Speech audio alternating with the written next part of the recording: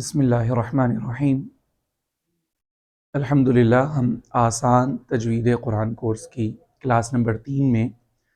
مخارج اور صفات کا تعارف پڑھ چکے ہیں کہ مخارج حروف کی ادا ہونے کی جگہ کو کہا جاتا ہے، اور صفات اس کے متعلق ہم نے پڑھا کہ حروف کی کوالٹیز، کچھ حروف کو موٹا پڑھنا، باریک پڑھنا، اور ہر حرف کے پڑھنے کا ایک تجوید کے حساب سے مخصوص جو انداز ہوتا ہے ان کو کہا جاتا ہے۔ اس میں سے ایک صفت ہم پہلے پڑھ چکے تھے جس کو تفخیم کہتے ہیں، حروف کو موٹا اور باریک پڑھنے کے حوالے سے۔ آج دو صفات کے متعلق انشاءاللہ ہم پڑھیں گے۔ نمبر 1 قلقلہ اور نمبر 2 غنہ۔ ان دو صفات کے متعلق انشاءاللہ آج پڑھیں گے۔ قلقلہ، اس سے مراد حروف کی آواز کو مخرج میں ہلا کے پڑھنا، جیسے ایک متبادل اس کے لفظ بولا جاتا ہے زلزلہ، زمین کا ہلنا۔ تو قلقلہ سے مراد حرف کی آواز کا ہلنا، لیکن کیسے اس کو پڑھا جائے گا آواز کو ہلا کے؟ اس کے بارے میں دو باتیں یاد رکھی جائیں۔ کن حروف کے اندر یہ صفت لاگو ہوگی اور کس صورت میں اس کو لاگو کیا جائے گا؟ سب سے پہلی چیز، 5 حروف۔ یہ صفت تمام حروف میں نہیں استعمال ہوتی، بلکہ صرف اور صرف 5 حروف میں قلقلہ کی صفت آتی ہے۔ نمبر 1 قوف، 2 طا، با، جیم، دال۔ یہ 5 جن کو حروف قلقلہ بھی کہا جاتا ہے، صرف اور صرف ان 5 حروف کے اندر قلقلہ کیا جائے گا۔ دوسری چیز کہ ان حروف پر بھی ہر وقت قلقلہ یعنی آواز کو نہیں ہلایا جائے گا، بلکہ ان کی ایک مخصوص صورت ہے جس صورت میں ان کی آواز کو ان کے مخرج میں، یعنی جس جگہ سے منہ میں یہ 5 حروف ادا ہوتے ہیں، اس جگہ میں ان کی آواز کو ادا کرتے ہوئے ہلا کے پڑھا جائے گا۔ اور وہ صورت یہ ہے کہ یہ حروف ساکن ہونے چاہیے۔ جس صورت میں یہ حروف ساکن نہیں ہوں گے تو قلقلہ نہیں ہوگا۔ اگر ان 5 حروف میں سے کسی پہ زبر، زیر یا پیش آ جاتی ہے تو اس صورت میں اس کی آواز کو نہیں ہلا کے پڑھا جائے گا۔ اور ایک ضروری بات یہ کہ جس طرح ان 5 حروف قلقلہ میں آواز کو ہلا کر پڑھنا ضروری ہے، اسی طرح ایک یہ بھی انتہائی اہم بات ہے کہ ان کے علاوہ جتنے حروف ہیں ان کو پڑھتے ہوئے بھی اس چیز کا خاص خیال رکھا جائے کہ ان میں آواز کو ذرا بھی مخرج میں حرکت نہ دی جائے۔ اب قلقلہ کے ساتھ پڑھنے اور اس کے دوسرے حروف جو اس کے علاوہ ہیں ان میں پڑھنے کی صورت ہم مثال سے سمجھتے ہیں۔ جیسے قوف، ساکن حروف کو پڑھنے کا طریقہ ہم نے گزشتہ کلاس میں پڑھا کہ ان کو پڑھنے کے لیے ان سے پہلے ایک متحرک یعنی حرکت والا حرف ہونا ضروری ہے، جیسا کہ ان دونوں مثالوں میں قوف حروف قلقلہ میں سے ہے اور اس مثال میں با حروف قلقلہ میں سے ہے، اور ان دونوں سے پہلے ایک متحرک حرف حمزہ موجود ہے۔ تو جب حمزہ کو ہم قوف سے ملائیں گے تو قوف کی آواز کو روکنا نہیں ہے بلکہ ہلانا ہے، اس انداز میں، اور با کو آواز کو دوسرے حروف کی طرح، جیسا کہ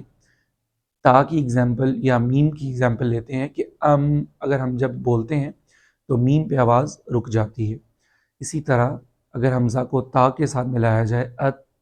تو ایک طرح سے آواز رک جاتی ہے،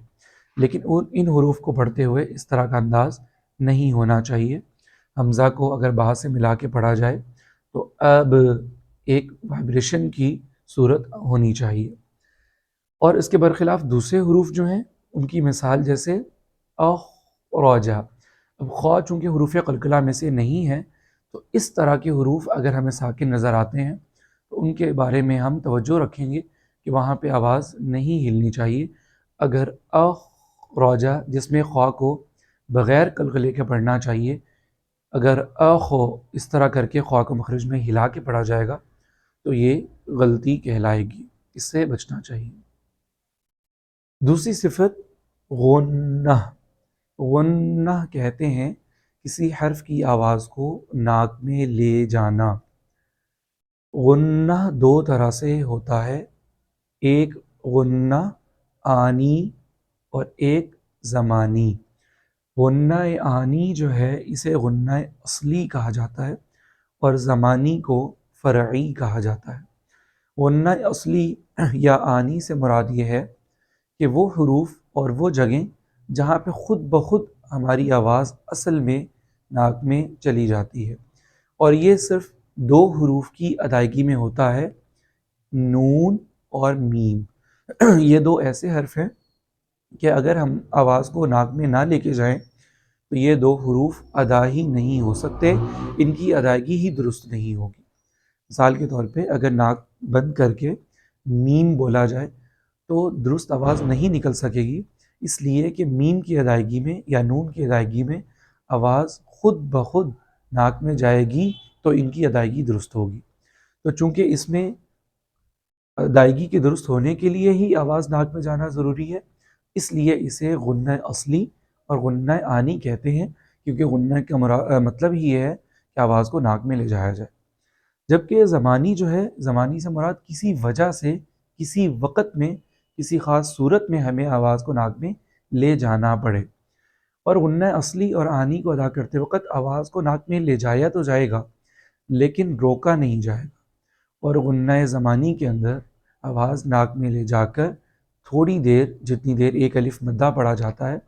یا ایک کھڑی حرکت کو کھینچنے کی مقدار ایک الف کے برابر ہم نے پڑھی، اتنی دیر تک کم از کم آواز کو ناک میں روکا جائے گا۔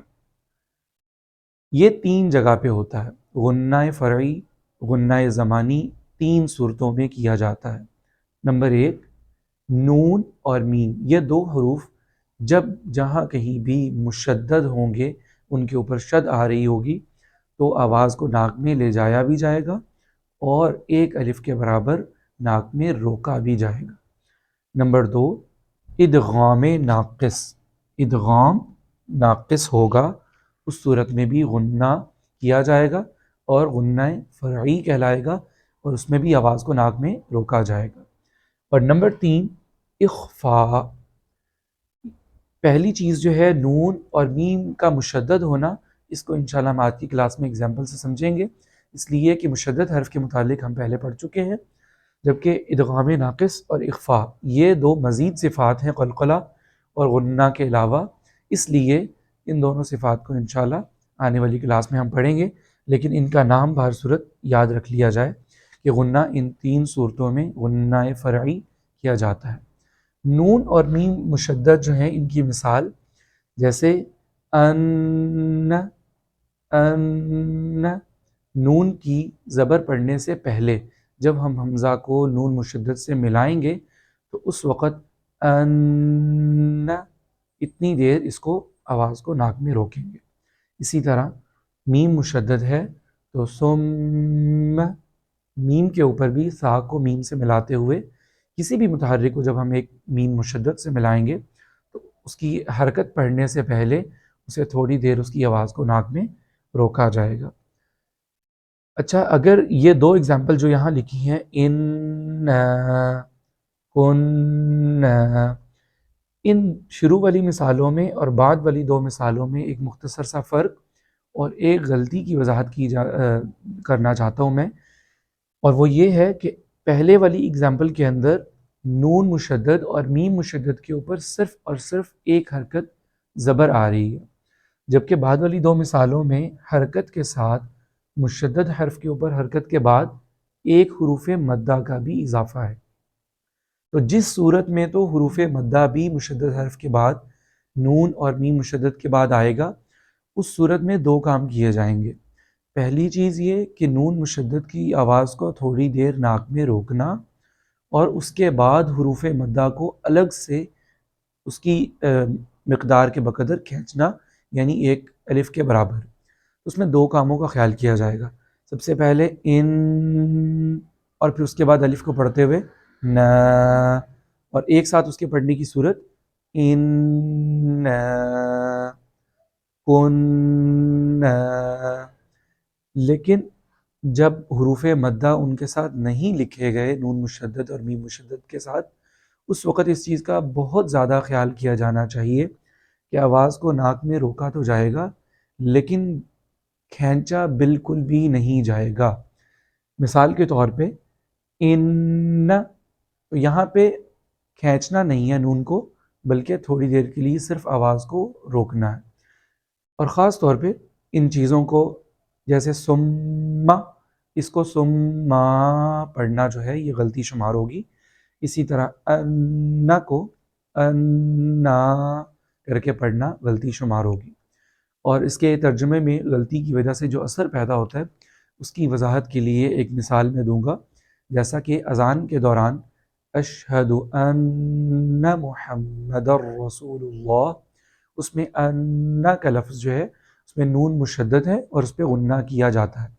لیکن اگر اسے انا تھوڑا سا بھی حرکت کو کھینچ دیا جائے تو معنی اس قدر غلط ہوگا کہ انا کسی چیز کی وضاحت کے لیے استعمال ہوتا ہے کہ میں گواہی دیتا ہوں، یہ کہ اس چیز کی گواہی دیتا ہوں کہ محمد صلی اللہ علیہ وسلم اللہ کے رسول ہیں، جبکہ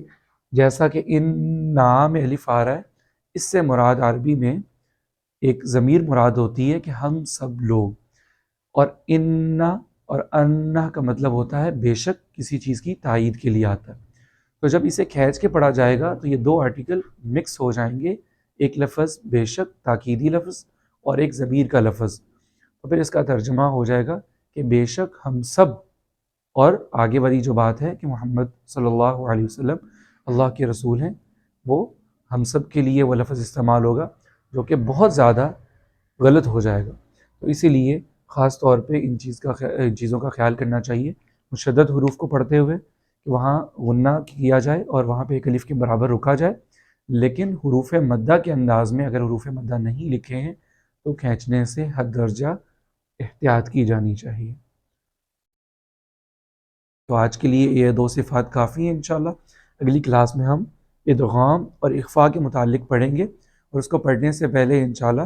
ہم نون اور میم کے الگ الگ قواعد بیان کریں گے، اس لیے کہ تجوید کے جتنے قواعد ہیں ان میں سے نون اور میم یہ دو ایک ایسے حروف ہیں جن کے لیے الگ سے قواعد وضع کیے گئے ہیں کہ نون کو کی کیا کیا صورتیں ہو سکتی ہیں پڑھنے کے حوالے سے، اور میم کی کیا کیا صورتیں ہو سکتی ہیں۔ انشاءاللہ ان کو اگلی کلاس میں پڑھیں گے۔ وآخر دعوانا ان الحمد للہ رب العالمین۔